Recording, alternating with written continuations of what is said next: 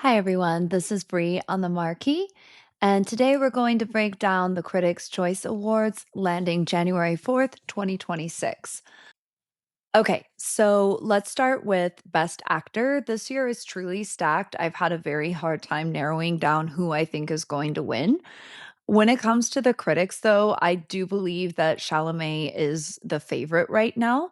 He's not my personal pick. In this particular performance, I do believe that it was a vehicle tailor made for him and that voters are going to respond to it, especially with all of the insane marketing and campaigning he's done. I don't know how that's going to play out in the Oscars, but when it comes to the critics, he is pandering to them. So we are likely going to see him win. Is DiCaprio better? Probably. He's certainly in the better film, but it is an ensemble cast, and everyone in that cast is excellent. So it's not like there's one person clearly owning the spotlight, and that could matter here. Let's also look at the same philosophy in Blue Moon. So in this case, Ethan Hawke definitely has the same thing going on as Chalamet. He is tailor made for that role. It is fantastic. His performance, meaning, and it is screaming best actor. Clear lane, clear narrative. That may be the one to beat here. I'm recording this before I see The Secret Agent on Saturday, so I'm shooting a little bit in the dark. Wagner Moura was my personal pick earlier on. I'm really hoping that I get the level of performance that I'm expecting. I love him and super excited to see it. So I may revise this between now and Sunday night. We have Joel Edgerton and Train Dreams. Phenomenal job, but I do think the nomination might be the win there. And Michael B. Jordan, I thought was a lock early on, playing multiple characters, but I don't know that he has the momentum that he had, strictly because of timing. At the end of the day, right now, I think this is going to come down between Chalamet, Hawk, and Mora. Very stiff competition, but based on what I've seen so far, it's probably going to be Chalamet that wins the Critics' Choice Award. Okay, that brings us to Best Actress, and this is where emotion does the heavy lifting. And I believe that the critics are going to go with Jessie Buckley. Her performance absolutely wrecked me. I cried in that theater, and I don't know that there was a dry eye in the house. I literally felt her pain, the grief, the endurance, and the quiet devastation of motherhood under trauma. This is the kind of role that an actress actually dreams of, and Buckley plays it without a single false note. And I think she's been the favorite all season, and rightfully so. Uh, Rose Byrne. So I admire her enormously, and she literally carries, if I had legs, I'd kick you on her back. And I respect the hell out of that. But it's not a performance or a film that you're going to revisit and watch all over again. And to win the Best Actress with the critics and then certainly later with the Academy, I think it needs to linger. If Byrne wins something, it would likely be here with the critics. I personally love Renate Rensve, and in the first 5 minutes alone, she had my vote. She has been strong with the critics all season. I think this might land at the Golden Globes. Definitely a amazing performance. Amanda Seyfried is always good. I have not seen The Testament of Anne Lee yet, but am excited to. Emma Stone, absolutely one of my all-time favorite actresses. Begonia proves again that she is exceptional, one of the best in the biz. Is it new? I don't know. And I'm wondering if critics are going to reward familiarity over fresher pain. We'll just have to see. Chase Infinity, also flawless. But again, it's an ensemble. And frankly, I think she was better positioned for supporting and very well might have taken that home if they had put her in that category. For me, this is Jessie Buckley's moment. I think it will be with the critics, and I think that it will be later with the other bodies. But this is kind of the first big one, so we'll wait to see what happens. But I think Jessie Buckley is going to take it home. This is one of my favorite categories this year. The nominations are just fantastic. All year long, I have been rooting for Jacob Elordi. And I called back in August that he was going to be nominated. I actually even put money down on it on Kalshi and won big time for both Critics' Choice and Golden Globes. I think that what he did in Frankenstein was completely original, Absolutely flawless, beautiful, breathtaking performance, and he has my vote. That being said, I do think this year it likely goes to Stellan Skarsgård. In sentimental value, uh, he's controlled, devastating, quietly authoritative, and an absolute masterclass in acting. And really, he's overdue. I think that we're going to definitely see that with Golden Globe and SAG. I'm assuming the critics will feel the same way, but this is one battle after another's year. And the critics are responding with a rallying cry. It does make things tricky though when you're weighing Benicio del Toro, whom I adore, and Sean Penn. And listen, Penn plays that villain with such conviction that I forgot how much I actually like him. I went home wanting to punch him in the face like he was in American History X. That is commitment to the part, and I would expect nothing less from Penn. I also loved Paul Mescal in Hamnet. It was perfect casting. Nothing wrong with that performance at all. But he's up against Jesse Buckley's emotional hurricane. Uh, Not directly, of course, but just in contrast. And I don't know how well that's going to work because she was so strong. Adam Sandler. I really loved Jay Kelly, and as an old Hollywood obsessive, it was one of my personal favorite rewatches. But prestige politics are very real, and I think the critics may not go there. There's just too many favorites. So my pick, Ellerdy. My head says Skarsgård or one of the OBAA guys. Either way, this is very stiff competition, and it is a situation where I would be happy for any of them. I don't have any issues with the nominations this time around. Best Supporting Actress. This year, most prediction bodies are lining up with Amy Madigan to take this home for Weapons. I understand it. That performance was chilling, sharply timed, and almost alarmingly funny. She knows exactly when to lean in and when to pull back, and it's an absolute memorable performance that I think swept the Halloween costumes this year. Now, does Weapons win at the Oscars? I don't think so, but could the critics go for it here? Absolutely. And it's the kind of choice that they like to make. It's quirky. It was amazing acting, and I think we might just see that happen here. My personal pick was Inga Ibsdottir Lilias, Sentimental Value. She's natural, unforced, and plays so beautifully against Stellan Skarsgård. I think she's the emotional center of the film, and the work is deceptively hard.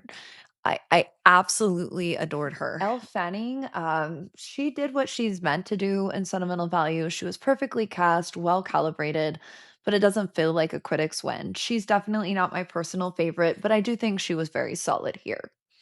Tiana Taylor gave a performance that I really wanted to champion when I walked out of OBAA. But I'll be honest, All's Fair absolutely ruined it for me. And that is probably unfair completely, but the contrast was brutal. I watched the first, I think, two episodes of that show, and it was so atrocious that I don't know that I'll look at anybody in that show the same way again. I hate saying that, but I do think timings matter in these races. So, I mean, we'll see. But if the critics saw that, they may not just be able to get out of their head like I did.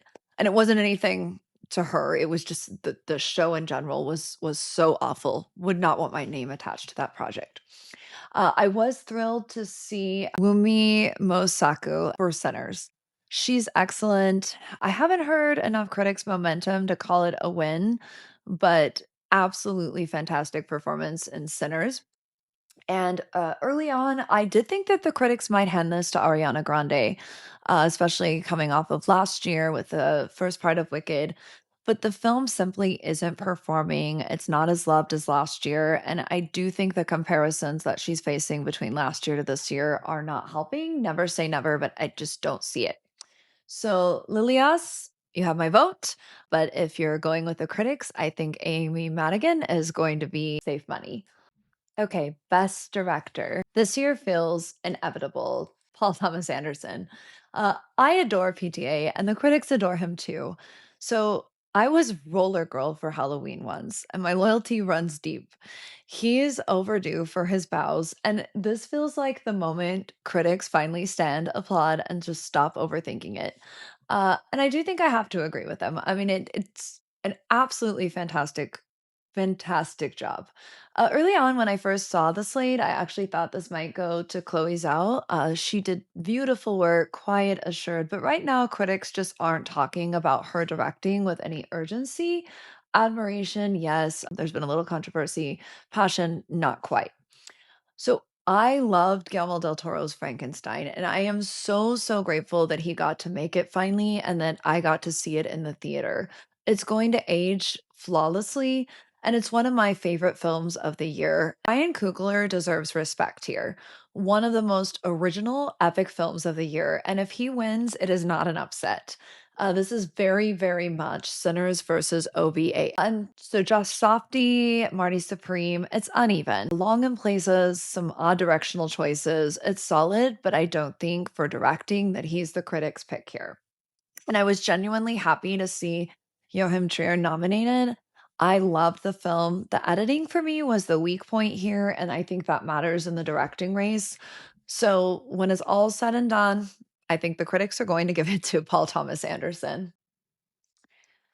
So that takes us to best original screenplay, and I think that this is where we really get to see the critics reveal their taste. There's a lot to admire in this lineup. Sentimental value was immaculate on the page. Precise, restrained, emotionally exact, and I loved it. If you can't tell, I cannot say enough good things about this movie, one of my favorites of the year. I don't know how the critics typically do with foreign language films. Sometimes they land, sometimes they don't. We'll just have to see. Weapons, strikingly original and refreshing horror. It just sharp, it's strange, and genuinely different. And I think it's an instant cult classic. Whoever has not seen this film definitely needs to. It's out there, but I mean, fantastic screenplay. Then there's Jay Kelly, which again, I absolutely loved. Terrific writing. The dialogue alone between Billy Crudup and George Clooney is pure old Hollywood brilliance. Fast, smart, wickedly timed, just sharp. It's really good and a definite rewatch. Marty Supreme, very original concept. The screenplay itself doesn't quite rise to the same level as the others. There's definitely scenes that I would have removed from it. Feels a bit long at times. Candidly, I'm not sure why Sorry Baby is in this category. It just didn't connect for me. Maybe it did for them, but I'm just was a little confused on this one. I would have loved to have seen Blue Moon here. The dialogue was so smart, play-like, Allen-esque, clever without being pretentious. It was just really, really good writing, and this is where I would have liked to have seen a nomination next to the one that we had for Hawk, and perhaps that would have propelled his chances a little bit more. So that brings me to the film that I think is going to take this for sure. Screenplay did not follow the rules, it absolutely rewrote them. And I think that's where the critics are going to really want to reward this film was Sinners. Best adapted screenplay is one of the most intellectually difficult categories this year, and hopefully one that the critics are going to take seriously. On paper, OBAA looks like the obvious choice, and no one can dispute that the screenplay is dynamite, sharp, confident, fearless. And I don't see critics shying away from rewarding that kind of craftsmanship. The only real question is whether they spread the wealth or go all in. Then there's Hamnet. Having read the novel, I was struck by how beautifully it was translated to the screen. And when you're awarding adapted screenplay, I think that matters. So this isn't just good writing, it's thoughtful interpretation. And for me, this is the gold standard of the adaptation where I would place my vote. I'd even make that case for Frankenstein. The version honors the soul of Mary Shelley in a way that feels reverent without being dusty. And I truly think that she would love this rendition, and I did too. I really think that they did a fantastic job with Frankenstein. Bugonia is bizarre, it's playful, and clearly enjoyed its own invention. At times, it can feel a bit contrived in the writing, but other elements do compensate, and there's a real audacity on the page that I think you can see. Train Dreams was beautiful. It was also, I think, a flawless adaptation of the novella. It's spare. There's long stretches without dialogue, and that may matter to critics in a screenplay race. I'm not sure, even if it is emotionally devastating. So no other choice. I just want to see it win something. I'm not convinced this is where it happens, but I won't be discouraged if I mess up and it does because this just it deserves it deserves it needs to win something. So where does that leave us? I think Hamnet. I may be wrong, and it probably will go to OBAA. But I think when you're looking at adaptation, this is where Hamnet or maybe even Frankenstein shine. So cinematography is one of my absolute favorite categories this year. Prediction sites are leaning towards Sinners, and yes, it's a very cool looking film, but for me, cinematography is about how the film comes alive through visual artistry. And that's where I think Train Dreams, Frankenstein, and Hamnet really shine. I was blown away by the cinematography on all three of these films. And I got to see actually all the films in the theaters in this category, which I'm really glad that I did because what a year for behind the camera work. Train Dreams literally felt like being dropped into nature. And honestly, it would be incredible in some kind of Oculus setting or something. Same with Hamnet, where you look up and you can just see everything. I want it all above my bed when I go to sleep.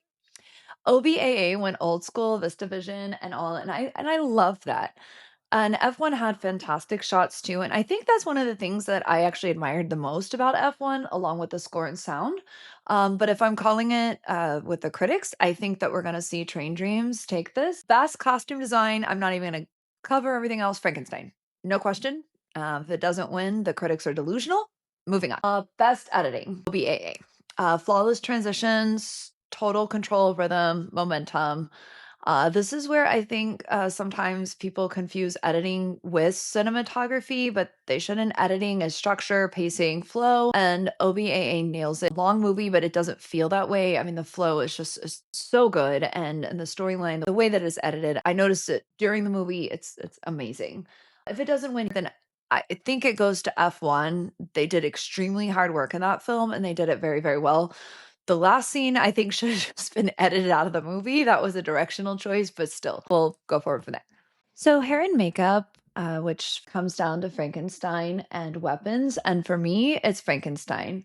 The work on Jacob Elordi alone is staggering. I remember hearing in an interview that it was something like 10 hours a day in the chair that they were getting up at 1, 2 in the morning to start his makeup. That's not glam, that's endurance and precision. And frankly, I really think that hair and makeup need to be in two separate categories. Both teams deserve real credit, but I'm choosing Frankenstein. A quick nod to Wicked, amazing, but we've had this conversation last year. Smashing Machine, also stellar work, genuinely impressed, respect where it's due. Best original score. Best score is personal for me because I actually listen to the scores of a lot of films every night to go to sleep. My favorite all year has been Frankenstein. I love an epic score, always have. Last year it was the Brutalist. Do do do do. So this tracks for me.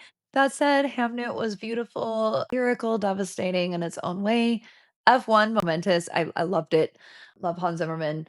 Prediction sites are pointing to Sinners, and I can see it, especially if Best Song is heading elsewhere. Golden.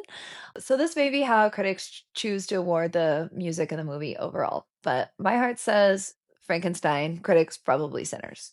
Best animated film. This one is easy. K-pop Demon Hunters. It deserves it. 27 consecutive weeks in Netflix top 10. That's not noise, it's an obsession. And the best part, it's absolutely fantastic. Rewatchable, sharp, emotional, culturally electric. I don't think any animated film has come close to this in a while. It has definite impact, which leads us to Best Original Song. Golden, no contest. Song of the Year. I've seen it on New Year's, Thanksgiving Day Parade. It's everywhere and it will endure. It's definitely earned it. It's going up, up, up. Probably one of the most cliche things. Also, a genre nod. I love Demon Slayer. I was pleased to see that it was nominated elsewhere. The critics did not, and that's telling. They should have. Best casting. I'm going to go with Sinners, though I can absolutely see OBAA taking this. Either way, these are human casting teams doing irreplaceable work, and no AI is replacing that level of intuition. Best young performer, my vote goes to Nina Yi from Left Handed Girl. If you've not seen this film, it's absolutely amazing.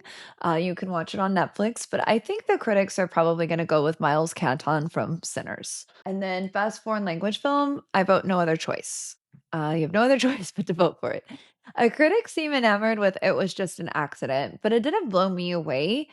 Still, the buzz is real, and I guess that usually wins. That brings us to another fantastic foreign language film, Sirat. I think should get the sound award all day long. It's a sound revolution. It does what Revenge did for visuals, but with audio. That said, I'm not sure it got enough critical buzz. I think they're probably going to give it to F1, and that's fair. The sound is that film, but Surat needs to take this, and I hope that it gets enough buzz between now and the Academy. Okay, da da da da. That brings us to Best Picture. Best Picture this year isn't a mystery. It's a campaign as usual, and the race has felt like one battle after another. Couldn't resist.